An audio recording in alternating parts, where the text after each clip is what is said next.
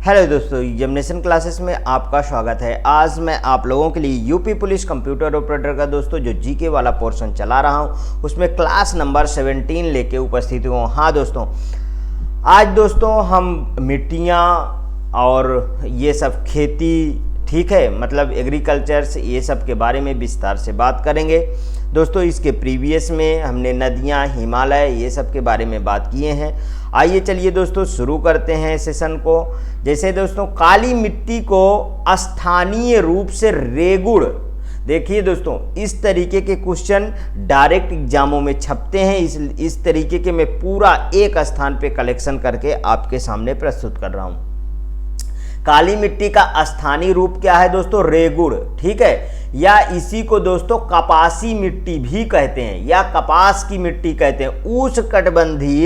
उष्णकटिबंधीय चेरनोजेम आदि अलग अलग नामों से जाना जाता है। वेरी मोस्ट इंपॉर्टेंट है दोस्तों ये शब्द, ठीक है। उष्णकटिबंधीय चेरनोजेम, ये इसी को कहते हैं। रेगुड़ या रेगड़ सब इसी का नाम है। कपासी मिट्टी या कपास मिट्टी सब इसी का नाम है, ठीक है। और ये सब किस में होता है दोस्तों? काली मिट्टी, ठीक है। काली मिट्टी में कपास होता है, इसलिए इसे कपासी मिट्टी, रेगुड़ मिट्टी, उष्णकटिबंधीय चेरनोजेम मिट्टी, ये सबके नाम से बोला जाता है, ठीक है। आगे नेक्स्ट, भारत में काली मिट्टी का विस्तार मुख्यतः महाराष्ट्र और साथ ही पश्चिमी मध्य प्रदेश, गुजरात राज्यों के लगभग 5.46 लाख वर्ग किलोमीटर क्षेत्र पर मिलता है दोस्तों। ये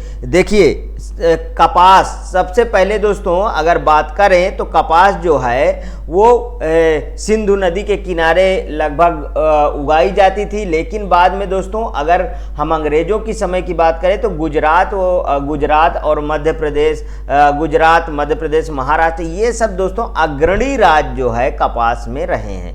ध्यान रखें, पहले अंग्रेजों के समय में दोस्तों यहाँ कपास बहुत अधिक मात्रा में उगाई जाती थी, क्योंकि कपास जो है एक्सपोर्ट की जाती थी इंग्लैंड में दोस्तों। सूती कपड़े, सूती मतलब जिसे आप खादी कह रहे हैं, ठीक है, इसका दोस्तों बहुत ज़्यादा उपयोग होता था। बहुत अच्छी क्वालिटी के यहाँ कपास उगाए जाते थे। उसके दोस्तों अंग्रेज फैन थे, ठीक है। आइए दोस्तों आगे बढ़ते हैं। काली मिट्टी कपास की खेती के लिए अत्यधिक उपयुक्त होता है। काली मिट्टी में लोहा, चूना, calcium, potash, aluminium, magnesium carbonate की अधिकता तथा नाइट्रोजन, फास्फोरस और जैविक पदार्थों ह्यूमस की कमी पाई जाती है दोस्तों, ठीक है। ह्यूमस की कमी पाई जाती है, ठीक। और काली मिट्टी दोस्तों गाद जैसे होती है, आपको बता दें, जहां लग जाए छूटती नहीं है, पैर में भी, ठीक। काली मिट्टी को तीव्र जल धारण की क्षमता पाई जाती है, मतलब कि इसमें जल्दी से पानी जो है दोस्तों सोखता नहीं है। बलुई मिट्टी में पानी डाल दो तुरंत नीचे अंदर चला गया। जैसे आप जलोढ़ मिट्टी की बात करिए, पानी डालिए तुरंत अंदर चला जाएगा, लेकिन काली मिट्टी में ये क्रिया बहुत मुश्किल में है। आगे देखिए, काली मिट्टी को स्वतः जुताई वाली मिट्टी कहा जाता है। क्यों कहा जाता है दोस्तों स्वतः जुताई वाली मिट्टी? पानी भर गया, विदर्भ का क्षेत्र आपको याद होना चाहिए। कई बार यहाँ अकाल पड़े हैं दोस्तों। जब इसमें पानी एक बार भर गया, उसके बाद पानी सोख गया, तो उसके बाद इसमें बड़े बड़े दराज पैदा हो जाते हैं। बड़े बड़े दराज ऐसे पैदा हो जाते हैं, जिससे इसको स्वतः जुताई की मिट्टी कहा जाता है। अब समझ में आया? आगे बढ़ते हैं। उष्णकटिबंधीय भारी वर्षा के कारण होने वाली तीव्र विच्छालन क्रिया के परिणाम स्वरूप लैटेराइट मिट्टी का निर्माण होता है, ठीक है। उष्णकटिबंधीय में भारी वर्षा होती है, जिससे कि पानी के साथ तत्व चले जाते हैं, ठीक है। लैटेराइट मिट्टी को उर्वरता कम होती है, तो उसी में तत्व चले जाएंगे तो उर्वरता कम हो जाते हैं, ठीक है। कछारी मिट्टी मतलब जलोढ़ मिट्टी, कछारी को ही जलोढ़ कहिए। जैसे दोआबा का क्षेत्र है गंगा यमुना गंगा यमुना के बीच का क्षेत्र सबसे ज़्यादा उपजाऊ जलोढ़ मिट्टी यहाँ पाई जाती है दोस्तों। सर्वाधिक क्षेत्र कछारी मिट्टी सर्वाधिक क्षेत्र पाए जाने वाले महत्वपूर्ण मिट्टी है। कछारी मिट्टी देश के 33.5% दोस्तों 33.5% भाग के लगभग 11 लाख वर्ग किलोमीटर क्षेत्र NBSSL ठीक है में विस्तृत है। प्राचीनतम कांप मिट्टी क्षेत्रों को बांगर मिट्टी कहते हैं, ठीक है, और नवीन कांप मिट्टी क्षेत्र को खादर। अच्छा, बांगर खादर में आप बहुत कंफ्यूज होते। सुनिए, अब जैसे ये मेरे को इधर है, क्या है, गंगा नदी है। गंगा नदी के जो सबसे किनारे वाला क्षेत्र है दोस्तों, ये वाला जो अभी अभी बाढ़ आई है और इसमें मिट्टी और गाद जमा हो गया है, इसे कहते हैं खादर, इसे कहते हैं खादर। समझ में आया? और इसके जो ऊपर वाला ये भाग होता है, जो कुछ समय पहले जो है, मतलब कुछ समय का बहुत समय पहले इसमें बाढ़ आया और यहाँ पे गाद मिट्टी जमा हो गया, इसे बांगर मिट्टी कहते हैं। समझ में आया? अगर इस तरीके से आप दोस्तों पढ़ेंगे तो ये सब चीज़ें कभी नहीं भूलेंगे, ठीक है। आगे देखिए, उत्तर प्रदेश के गंगा यमुना दोआब एवं रामगंगा दोआब क्षेत्रों में बांगर खादर क्षेत्र विस्तृत हैं। अब समझ में आ गया? यदि बांगर खादर समझ में आ गया तो आई इससे क्वेश्चन, हाँ, ये वेरी मोस्ट इंपॉर्टेंट है दोस्तों, ये जो है बहुत बार एग्जाम में पूछा गया है, ठीक है। आगे देखते हैं, बलुई दोमट मिट्टी की जल धारण क्षमता सबसे कम है। अभी हम बोल रहे थे, पानी डालो नीचे चला गया, क्योंकि इसमें रवे भारी मात्रा में एवं बड़े होते हैं। रवे भारी मात्रा में एवं बड़े होते हैं, मतलब बालू के कण ज्यादा होते हैं, इसलिए इसमें पानी अंदर चला जाता है। सामान्यतः दोमट मिट्टी, लूम सॉइल जिसे बोलते हैं, दोमट मिट्टी 40% बालू के कण, 40% मृतिका कण एवं 20% गाद के कण पाए जाते हैं, ठीक है, दोमट मिट्टी में। दलहनी फसलें वायुमंडलीय नाइट्रोजन स्थिरीकरण के द्वारा मृदा को नाइट्रोजन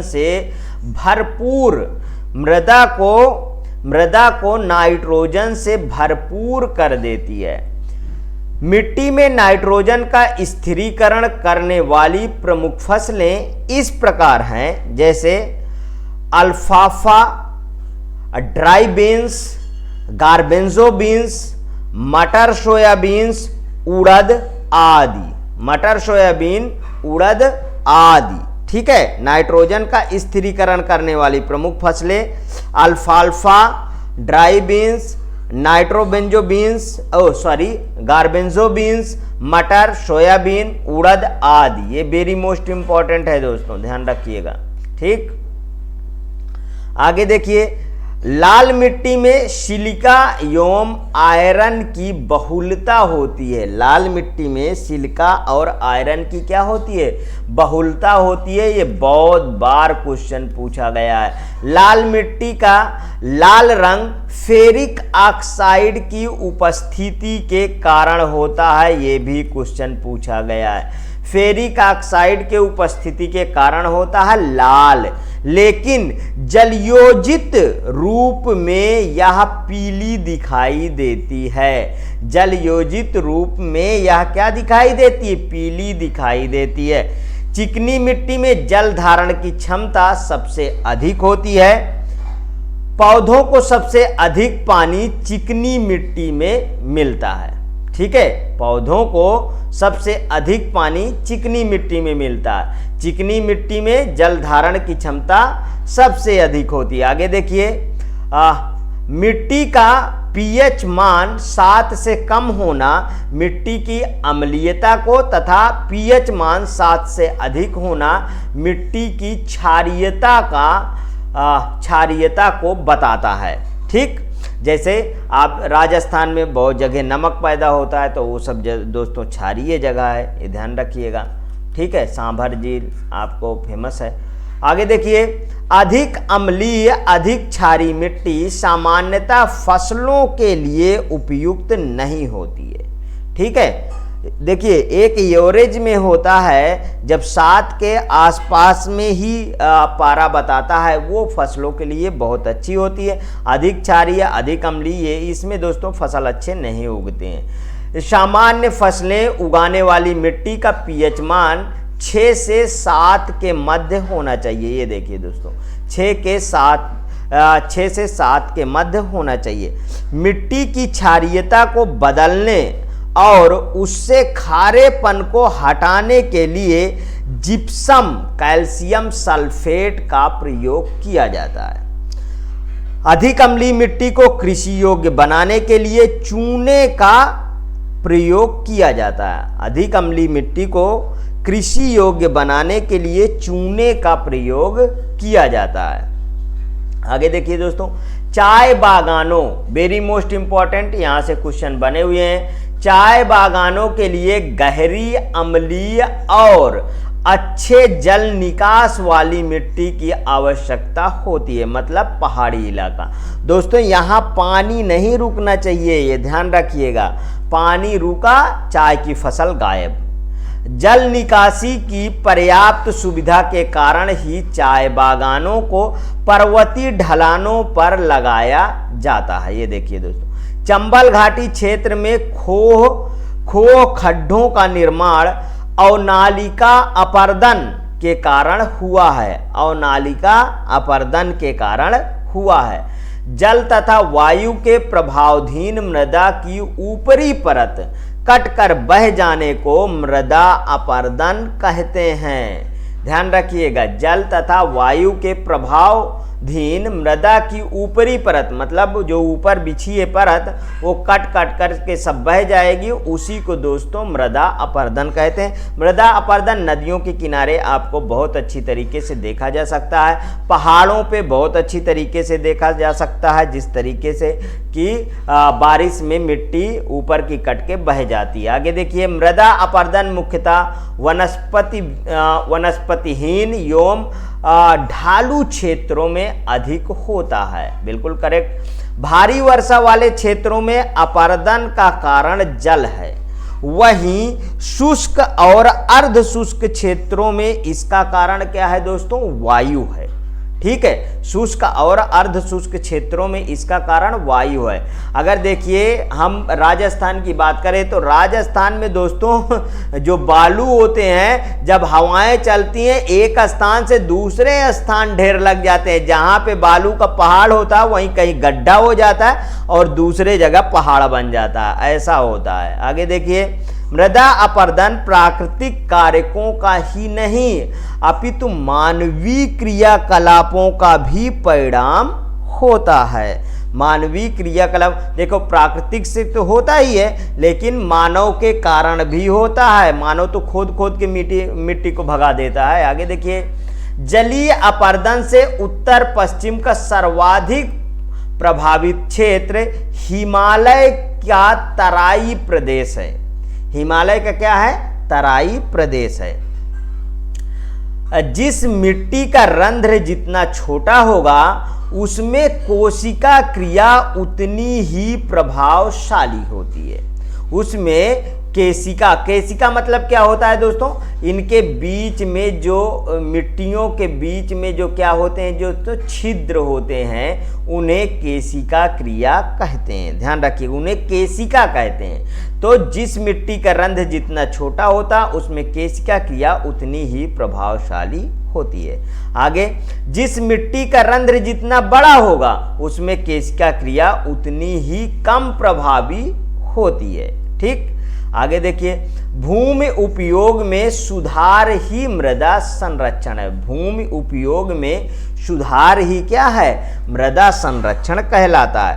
केचुए मिट्टी के निर्माण एवं इसकी उत्पादकता में वृद्धि में विशेष योगदान देते हैं। केचुए मिट्टी के निर्माण एवं इसकी उत्पादकता के वृद्धि होना चाहिए दोस्तों, के वृद्धि में विशेष ध्यान देते हैं। दोस्तों केचुए किसानों का मित्र कहा जाता है, क्योंकि दोस्तों केचुए जो है अगर मिट्टी को खाएंगे और मिट्टी को फिर उसके बाद मल में त्यागेंगे तो वो बहुत ही फसलों के लिए उपयोगी मिट्टी होती है और मिट्टी में वो छिद्र बना देते हैं, जिससे आसानी से हवा और मिट्टी में जल आसानी से पहुंच सकता है। आगे देखिए, केचुओं का पारिस्थितिक तंत्र का इंजीनियर कहा जाता है। किसानों का मित्र हम कहते हैं, ये लोग पारिस्थितिक तंत्र का इंजीनियर कहा जाता है। ठीक है, आगे देखिए, केंद्रीय मृदा लवणता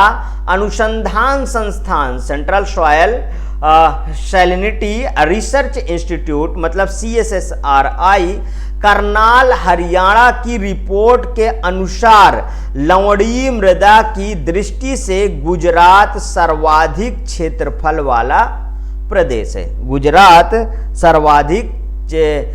सर्वाधिक क्षेत्रफल वाला प्रदेश है।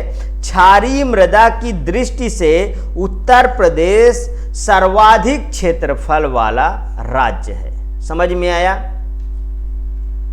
नेक्स्ट, एजोला एवं नील हरित शैवाल का उपयोग जैव उर्वरता के रूप में किया जाता है। ध्यान रखिएगा। पौंडजोल कोणधारी वन प्रदेशों में पाई जाने वाली मिट्टी है। प्राचीन जलोढ़ मिट्टी ऊंचाई वालों भागों में पाई जाने वाली प्राचीन जलोढ़ मिट्टी को राढ़ के नाम से भी जाना जाता है। ध्यान रखिएगा। भारत की मिट्टियों में से रेगुड़ मिट्टियां बेसाल्ट लावा के उपक्षय के कारण निर्मित हुई है। स्टेनलेस स्टील बनाने में सामान्यतः क्रोमियम एवं निकिल को उपयोग में लाया जाता है। स्टेनलेस स्टील बनाने में सामान्यतः क्रोमियम एवं निकिल को उपयोग में लाया जाता है। टाटा स्टील या TISCO Tata iron and steel company limited means TISCO Bharat की प्रमुख लौह इस्पात कंपनी है। स्टेनलेस स्टील बनाने में कौन कौन सा क्रोमियम और निकिल का उपयोग किया जाता है, ये दोस्तों क्वेश्चन पूछा गया है। ठीक है, ध्यान रखिएगा।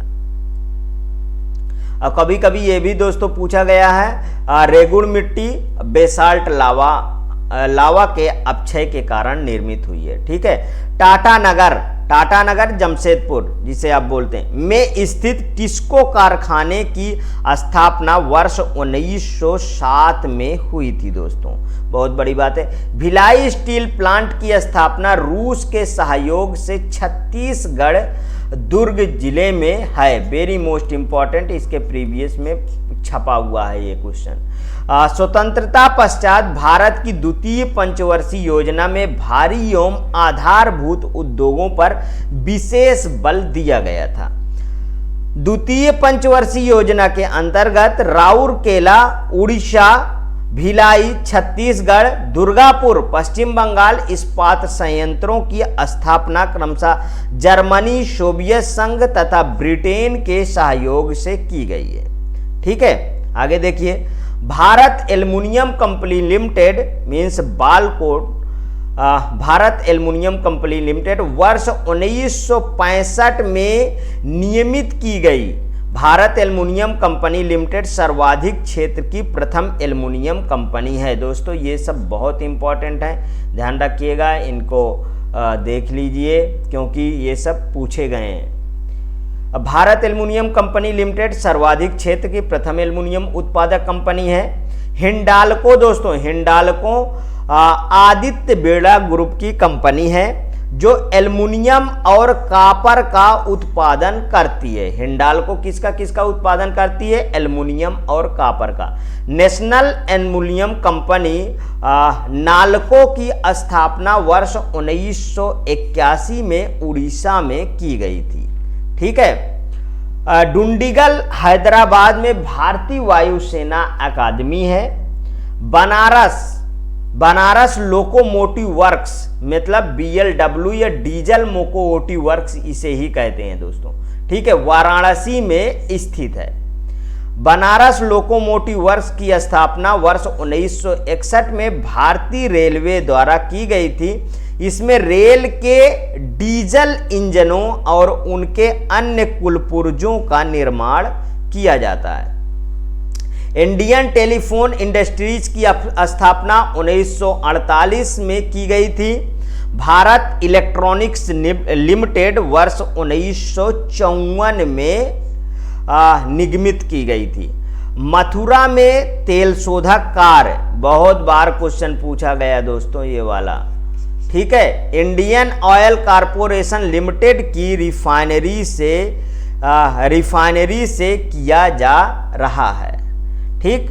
सीमेंट उत्पादन में भारत का द्वितीय स्थान है 1 मई 2020 से, ठीक है। चुनार मिर्जापुर सीमेंट उद्योग के लिए प्रसिद्ध स्थान है, क्योंकि चूना पत्थर वहां अधिक है इसलिए। उत्तर प्रदेश में, क्योंकि जहां दोस्तों कच्चे माल पाए जाते हैं वहीं पर ज़्यादातर फैक्ट्रियां उस हिसाब की लगाई जाती हैं, ठीक। उत्तर प्रदेश में सीमेंट के अन्य कारखाने दादरी, गौतम बुद्ध नगर, चुर्क, सोनभद्र एवं डाला सोनभद्र में स्थित है। फिरोजाबाद कांच की चूड़ियां बनाने के लिए विश्व विख्यात है। कौन सा? फिरोजाबाद।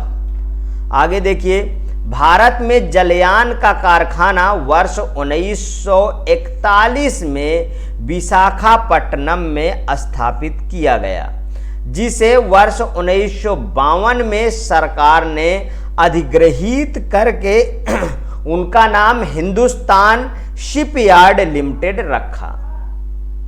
आगे देखिए, विशाखापट्टनम, कोलकाता, गोवा, मुंबई, कोचीन भारत के प्रमुख जलयान निर्माण केंद्र हैं। ये दोस्तों इसमें जलयान मतलब जहाज बनते हैं पानी वाले, ध्यान रखिएगा। भारत में प्रथम उर्वरक संयंत्र की स्थापना 1906 में रानीपेट तमिलनाडु में की गई थी, जबकि सर्वाधिक क्षेत्र के अंतर्गत प्रथम उर्वरक संयंत्र वर्ष 1951 में बिहार वर्तमान में झारखंड के सिकंदरी में स्थापित किया गया है। फूलपुर प्रयागराज में भारत का सहकारिता क्षेत्र में सबसे बड़ा दोस्तों उर्वरक कारखाना स्थित है। 1854 ईस्वी में मुंबई में प्रथम सफल सूती वस्त्र कारखाने द बॉम्बे स्पिनिंग मिल की स्थापना कवासजी नानाभाई डावर द्वारा की गई थी। डायमंड पार्क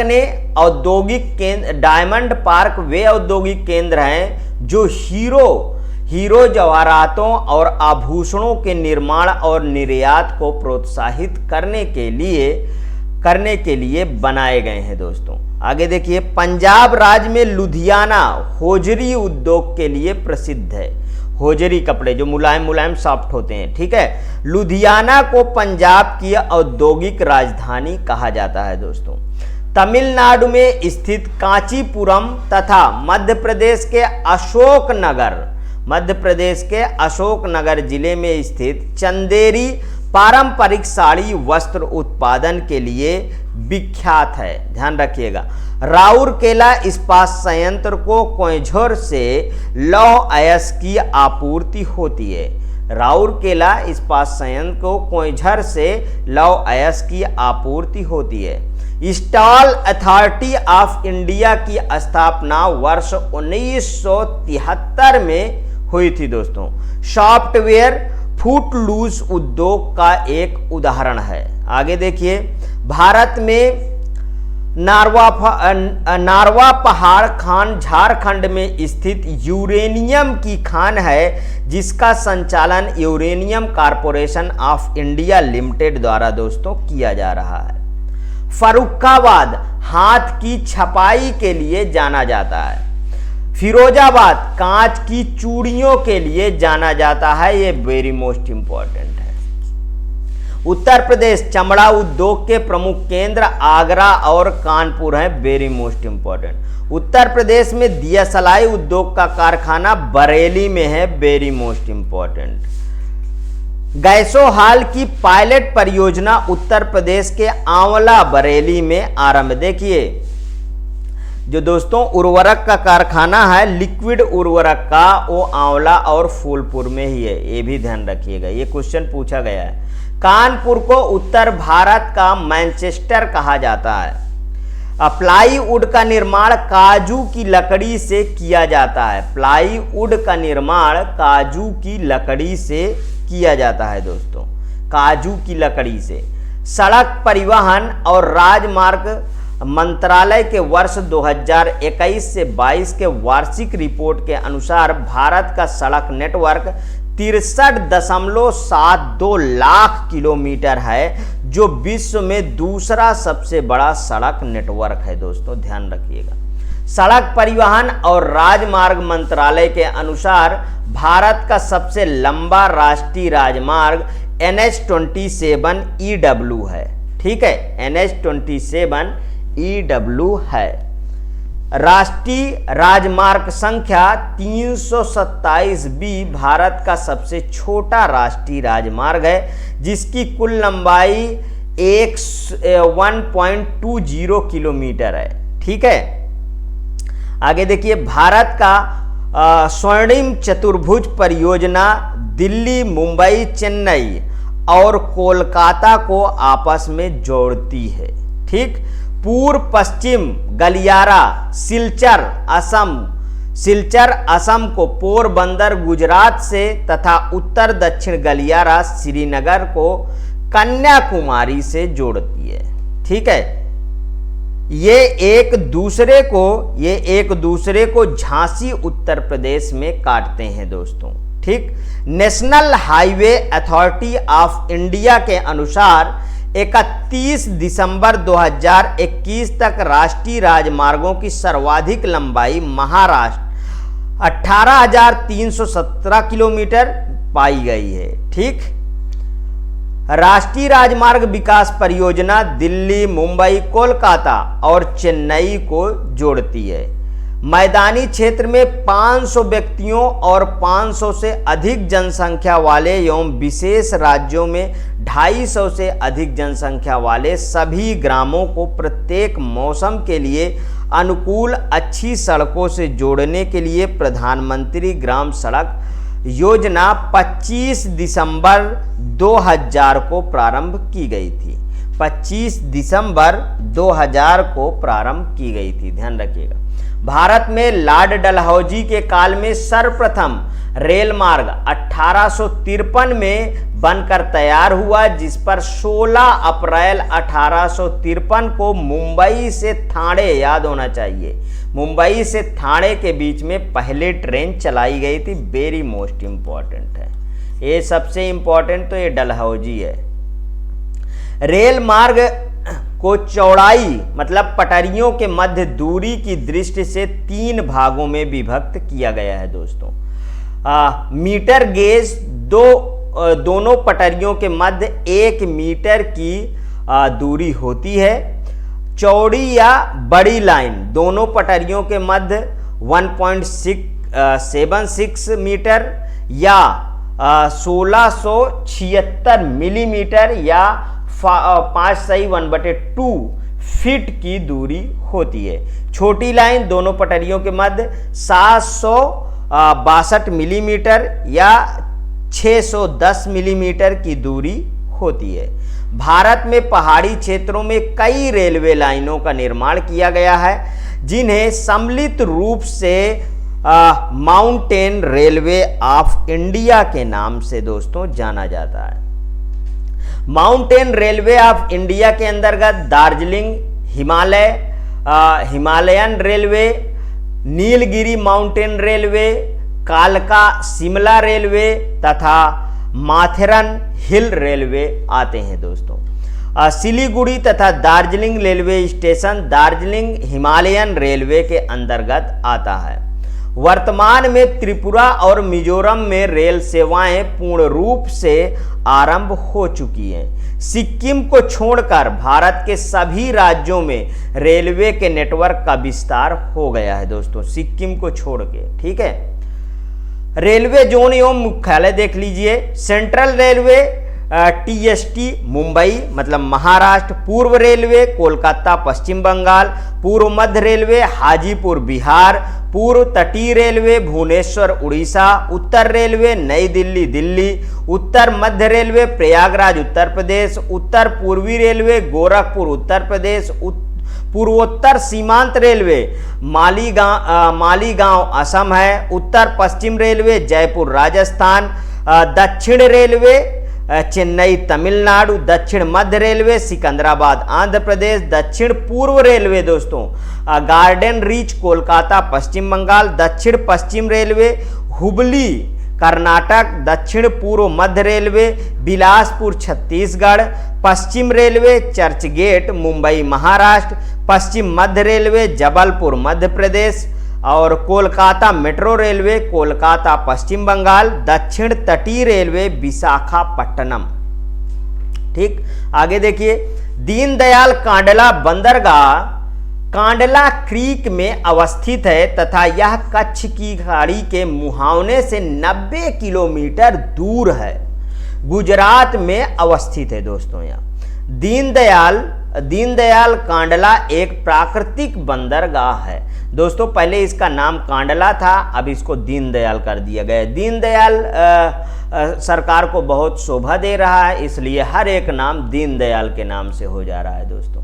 पहले के नाम जैसे बनारस का नाम बदल गया, इस तरीके दोस्तों दीनदयाल के ऊपर बौछार हो रही है। आप भी दीनदयाल को याद कर लीजिए, इसलिए नहीं तो दीनदयाल आप पे भारी हो जाएंगे।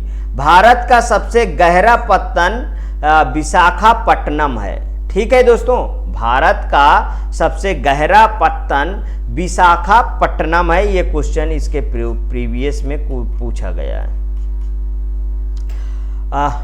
मुर्मुगांव पत्तन जुआरी नदी के मुहाने पर गोवा राज्य में अवस्थित है दोस्तों।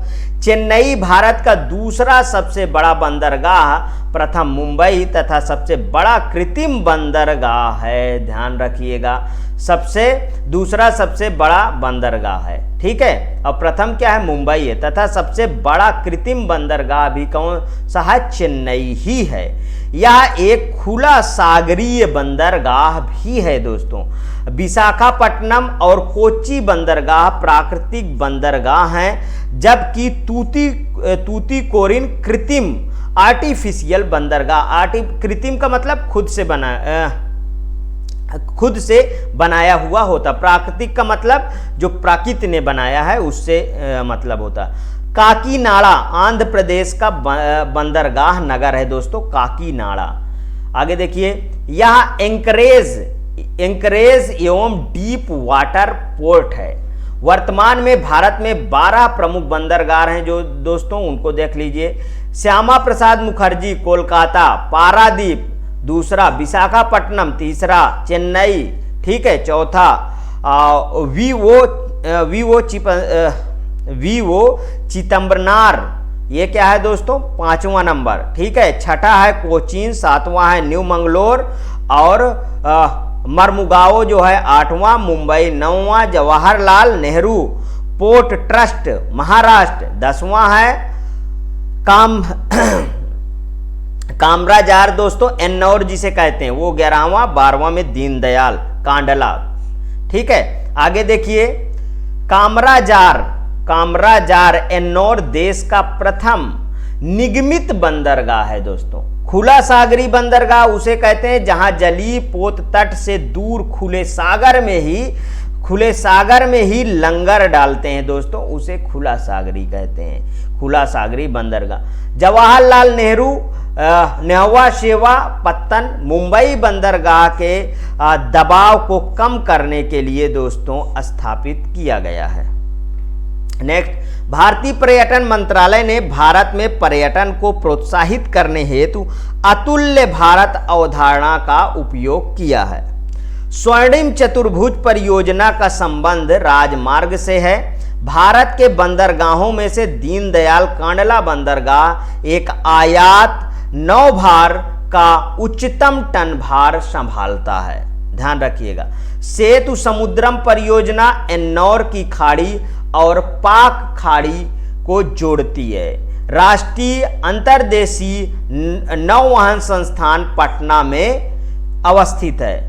यमुना एक्सप्रेसवे ग्रेटर नोएडा से आगरा तक है, ध्यान रखिएगा। जनरथ उत्तर प्रदेश सरकार द्वारा प्रारंभ की गई निम्न लागत एसी बस सेवा को नाम दिया गया है।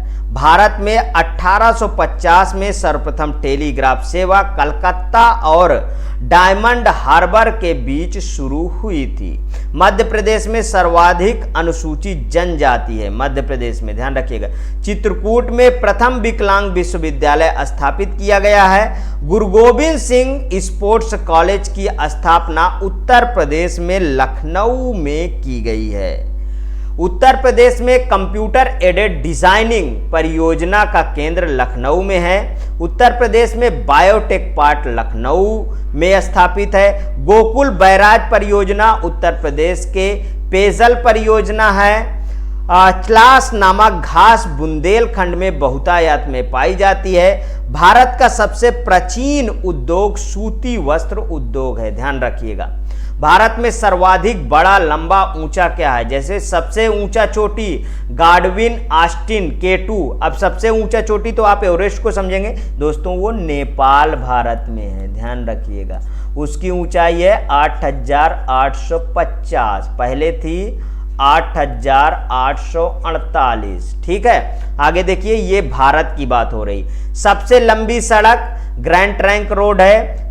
ये किसकी बनवाई थी दोस्तों? शेरशाह सूरी की। सबसे लंबी नदी है गंगा नदी है। ठीक है, सबसे बड़ा म्यूजियम इंडियन म्यूजियम कोलकाता में है। सबसे बड़ा जिला क्षेत्रफल में कच्छ गुजरात में है। सबसे ऊंचा बांध टिहरी बांध उत्तराखंड में है। सबसे बड़ा रेगिस्तान थार राजस्थान में।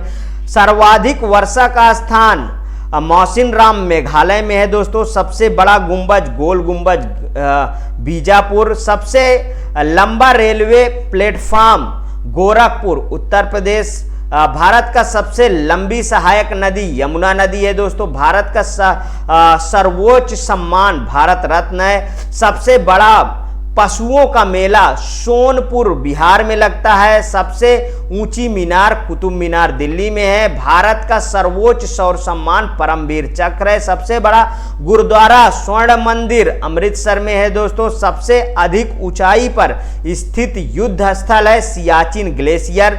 भारत का सबसे बड़ा माजुली ब्रह्मपुत्र नदी असम में है। सबसे बड़ा नदी द्वीप माजुली ब्रह्मपुत्र नदी असम में है। सबसे अधिक मार्ग बदलने वाली नदी दोस्तों कोसी नदी है, ध्यान रखिएगा।